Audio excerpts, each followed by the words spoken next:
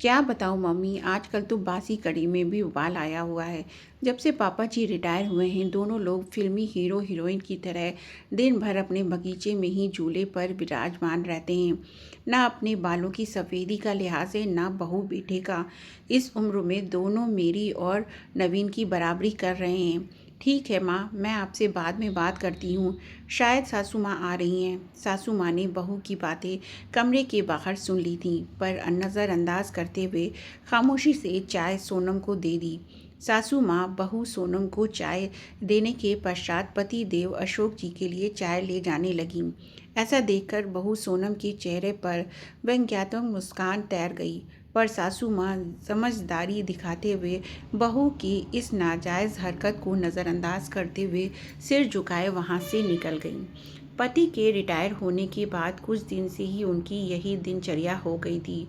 आजकल सासू माँ प्रभा जी अपने पति देव अशोक जी को उनकी इच्छानुसार अच्छे से तैयार होकर अपने घर के सबसे खूबसूरत हिस्से में अपने पति देव के साथ झूले में बैठकर उनको कंपनी देती थी। प्रभा जी ने सारी उम्र तो अपने बच्चों के लिए लगा दी थी। कोठीनुमा घर अशोक और प्रभा का जीवन भर का सपना था, जो उन्होंने बड़ी मेहनत से साकार किया था। ऐसे मनमोहक वातावरण में वहाँ पर लगा झूला मन को असीम शांति प्रदान करता। पहले वे और अशोक इस मनमोहक जगह में कम समय के लिए ही बैठ पाते थे। प्रभा अनमनी होती तो अशोक बड़े जिंदा दिल शब्दों में कहते, पार्टनर रिटायरमेंट के बाद दोनों इसी झूले पर साथ बैठेंगे और खाना भी साथ में ही खाएंगे। आपकी हर शिकायत हम दूर कर देंगे। फिलहाल हमें बच्चों के लिए जीना है। बच्चों के कैरियर पर बहुत कुछ बलिदान करना पड़ा।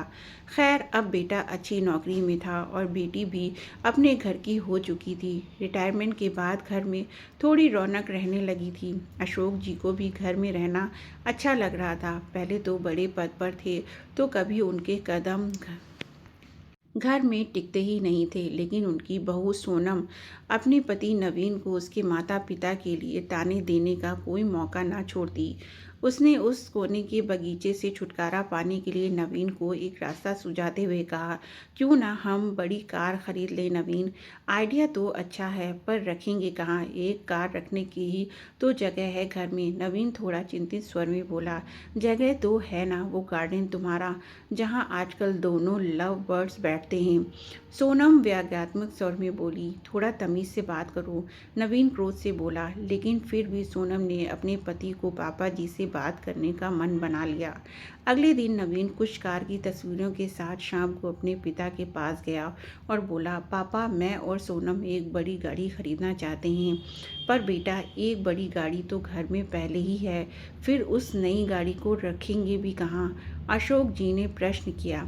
ये जो बगीचा है, यहीं गैराज बनवा लेंगे। वैसे भी सोनम से तो इसकी देखभाल होने से रही, और मम्मी कब तक देखभाल करेंगी? इन पेड़ों को कटवाना ही ठीक रहेगा। वैसे भी ये सब जड़ें मजबूत कर घर की दीवारें कमज़ोर कर रहे हैं। यह सुनकर प्रभा तो वहीं कुर्सी पर सीना पकड़कर बैठ गई। अशोक जी ने क्रोध को काबू में करते हुए कहा, मुझे तुम्हारी माँ से भी बात करके थोड़ा सोचने का मौका दो। क्या पापा, मम्मी से क्या पूछना? वैसे भी इस जगह का इस्तेमाल भी क्या है? नवीन थोड़ा चिड़चिड़ाकर बोला, आप दोनों दिन भर इस जगह बगैर कुछ सोचे समझे चार लोगों का लिहाज किए बगैर साथ में बैठे रहते हैं। अब आप दोनों कोई बच्चे तो नहीं हो, लेकिन आप दोनों ने दिल भर झूले पर साथ बैठे रहने का रिवाज बना लिया है, और ये भी नहीं सोचते कि चार लोग क्या कहेंगे।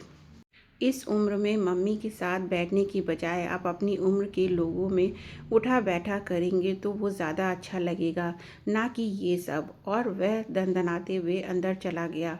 अंदर सोनम की बड़बड़ाहट भी जारी थी। अशोक जी कड़वी सच्चाई का एहसास कर रहे थे, पर आज की बात से तो उनके साथ प्रभा जी भी सन्न रह गई।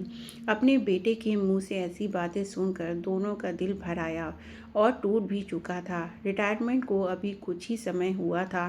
थोड़ा सुकून से गुजरा था। पहले की ज़िंदगी तो भागम भाग में ही निकल गई थी। बच्चों के लिए सुख साधन जुटाने में अशोक जी आज पूरी रात ऊहापोह में लगे रहे। कुछ सोचते रहे, कुछ समझते रहे और कुछ योजना बनाते रहे। लेकिन सुबह जब वे उठे तब बड़े शांत और प्रसन्न थे। वे रसोई में गए और खुद चाय बनाई। कमरे में आकर पहला कप प्रभा को उठाकर पकड़ाया और दूसरा खुद पीने लगे। आपने क्या सोचा? प्रभा ने रुआसी लहजे में पूछा।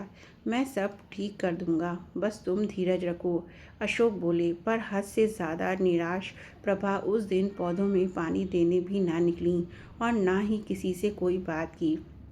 दिन भर सब सामान्य रहा, लेकिन शाम को अपने घर के बाहर टू लेट का बोर्ड टंगा देख नवीन ने भौचक्के स्वर में अशोक से प्रश्न किया। पापा, माना कि घर बड़ा है, पर ये टू लेट का बोर्ड किस लिए? अगले महीने मेरे स्टाफ के मिस्टर गुप्ता रिटायर हो रहे हैं, तो वो इसी घर में रहेंगे, उन्होंने शांतिपूर्ण तरीके से उत्तर दिया। हैरान नवीन बोला, पर कहाँ? तुम्हारे पोषण में, अशोक जी ने सामान्य स्वर में उत्तर दिया। नवीन का स्वर अब हकलाने लगा था। और हम लोग तुम्हें इस लायक बना दिया है, 2-3 महीनों में कोई फ्लैट देख लो या कंपनी के फ्लैट में रह लेना अपनी उम्र के लोगों के साथ। अशोक एक एक शब्द चबाते हुए बोल रहे थे। हम दोनों भी अपनी उम्र के लोगों में उठे बैठेंगे। तुम्हारी माँ की सारी उम्र सबके लिहाज करने में निकल गई, कभी बुजुर्ग तो कभी बच्चे। अब लिहाज की सीख तुम सबसे लेना बाकी रह गया था। पापा, मेरा वो मतलब नहीं था, नवीन सिर झुकाकर बोला। नहीं बेटा, तुम्हारी पीढ़ी ने हमें भी प्रैक्टिकल बनने का सबक दे दिया। जब हम तुम दोनों का साथ देखकर खुश हो सकते हैं, तो तुम लोगों को हम लोगों से दिक्कत क्यों है? इस मकान को घर तुम्हारी माँ ने बनाया। ये पेड़ और इनके फल तुम्हारे लिए मांगी गई ना जाने कितनी मनौतियों के साक्षी हैं। तो ये अनोखा कोना छीनने का अधिकार मैं किसी को भी नहीं दूंगा। पापा, आप तो सीरियस हो गए। नवीन के स्वर अब नर्म हो चले थे। ना बेटा, तुम्हारी माँ ने जाने कितने कष्ट सहकर, कितने त्याग करके मेरा साथ दिया। आज इसी के सहयोग से मेरे सिर पर कोई कर्ज नहीं है। इसलिए सिर्फ ये कोना ही नहीं, पूरा घर तुम्हारी माँ का ऋणी है। घर तुम दोनों से पहले उसका है, क्योंकि जीभ पहले आती है, ना कि दांत। बाप की बात सुनकर बेटे का सर शर्म से झुक गया। तो दोस्तों, ये थी आज की कहानी। उम्मीद है आपको कहानी पसंद आई होगी। कहानी अच्छी लगी हो तो वीडियो को लाइक करें, शेयर करें और मेरे चैनल को सब्सक्राइब ज़रूर करें।